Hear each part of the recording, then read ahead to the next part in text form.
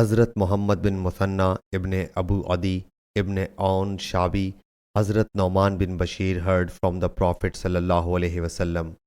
Ali bin Abdullah ibn Uaina, Abu Farwa Shabi, Hazrat Nauman heard from the Prophet ﷺ.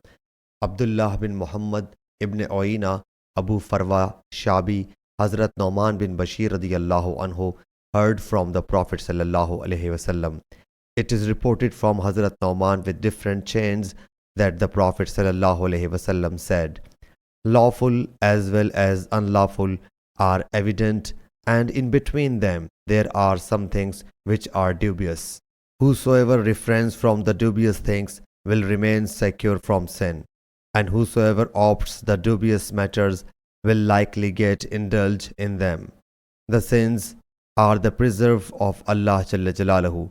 Whosoever grazes his animals near the pasture, there is a fear he will enter it." Sahih Bukhari, Hadith number 2051.